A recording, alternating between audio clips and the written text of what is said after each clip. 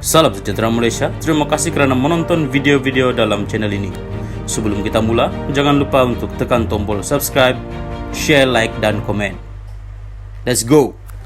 Salam sejahtera dan salam perpaduan. Berita seterusnya bertajuk Orang Melayu sedang ditipu terang-terangan, kata Hadi. Berita penuh. Presiden PAS Abdul Hadi Awang sekali lagi mengajak orang Melayu menyertai perpaduan yang diusahakannya agar bangsa berkenaan dapat diselamatkan, sekaligus mencontohi langkah yang didakwanya dilakukan Nabi Muhammad dulu. Kata Abdul Hadi, ketika ini orang Melayu ditipu secara terang-terangan akibat sikap lalai serta jahil masing-masing.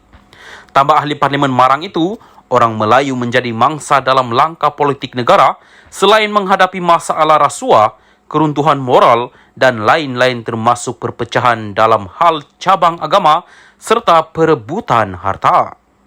Kaum Melayu dipermain-mainkan dan ditipu secara terang-terangan dalam kejahilan serta kelalaian mereka, katanya dalam hantaran di media sosialnya. Abdul Hadi yang pernah dilantik sebagai duta khas bertaraf menteri dalam kerajaan sebelum ini menegaskan orang Melayu tidak boleh membiarkan kuasa politik yang masih ada terlepas kerana jahil dan leka. Selamatkan keadaan hari ini dengan perpaduan bangsa Melayu Islam seperti mana Rasulullah memulakan dengan perpaduan bangsa Arab, katanya. Gesaan Abdul Hadi dan PAS ke arah perpaduan berteraskan Melayu bukanlah baru.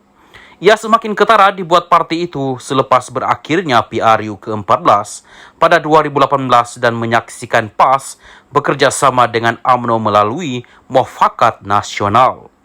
Keputusan PRU ke-15 tahun lalu menyaksikan PAS tercicir daripada kuasa sebagai kerajaan pusat.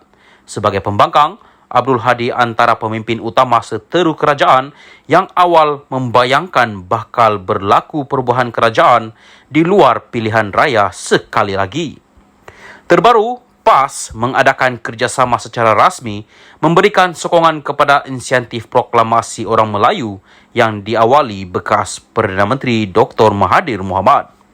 Inisiatif tersebut disebut sebagai mahu menyatukan semua orang Melayu tanpa mengira parti. Bagaimanapun setakat ini, Bersatu yang menjadi rakan PAS dalam PN belum menyatakan sokongan mereka kecuali melalui beberapa pemimpin parti terbabit atas kapasiti pribadi. Menurut Abdul Hadi, PAS menyokong inisiatif Mahathir untuk menemukan para pemimpin, ilmuwan, parti politik, pertubuhan bukan kerajaan NGO dan orang-orang yang berpengaruh dalam kalangan bangsa Melayu. Pada masa sama, Abdul Hadi menggesa pihak yang tenggelam kerana menghalalkan segala cara untuk mencapai matlamat agar diketepikan. Golongan terbabit didakwa ahli politik berusia 75 tahun itu lagi turut menyerang secara pribadi tokoh Melayu yang berjaya dalam politik, ekonomi, akademik dan berbagai ungkitan dan sindiran. Abdul Hadi juga mendakwa masyarakat bukan Islam dan bukan Melayu adalah golongan yang terbesar menjadi penyakau serta terlibat dalam kegiatan rasuah. Melayu yang bekerja sama dengan golongan terbabit, tambah Abdul Hadi, termasuk golongan cendekiawan yang meletakkan otak di dalam perut. Dia juga mengumpamakan Melayu dan cendekiawan terbabit seperti kera. Pada masa yang sama, mereka itu bersekongkol dengan kalangan yang nyata bukan Islam dan bukan Melayu yang paling besar dan banyak penyakaunya. Paling ramai yang kaya-kaya menjadi penyumbang dan penerima rasuah. Bahkan, turut bersamanya kalangan yang ekstrim politiknya terhadap Islam dan Melayu.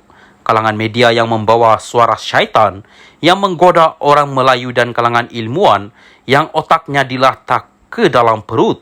Mereka melompat laksana kera yang bergayut di mana pokok yang lebat buahnya termasuk buah beracun dan memabukkan, katanya.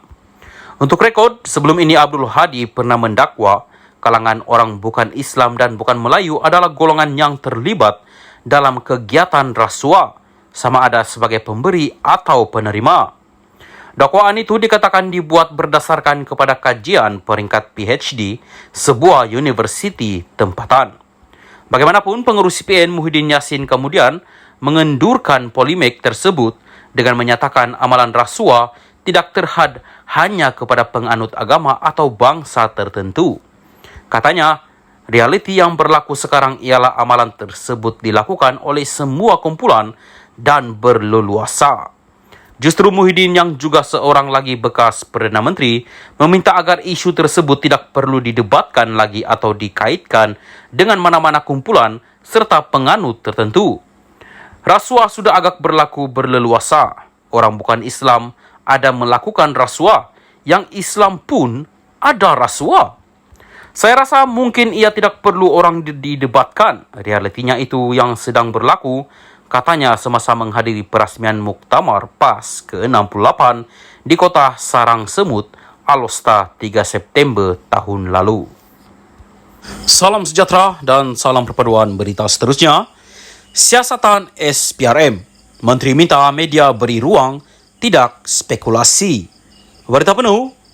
Menteri Sumber Manusia V. Sivakumar mengesahkan bahawa Suruhanjaya Pencegahan Rasuah Malaysia SPRM telah menahan seorang pegawai kanan ketika serbuan di kementerian itu di Putrajaya pagi ini.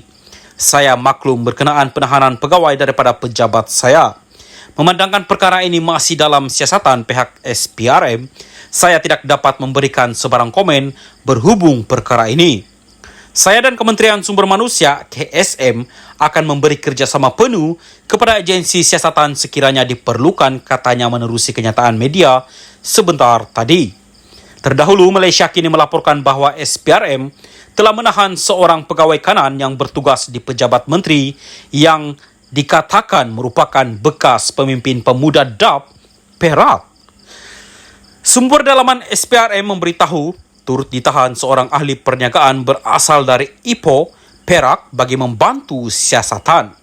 Ketika dihubungi, Ketua Pesuruhjaya SPRM Azam Baki mengesahkan bahawa tangkapan itu berkaitan dengan dakwaan rasuah yang melibatkan sebuah agensi pengambilan pekerja asing.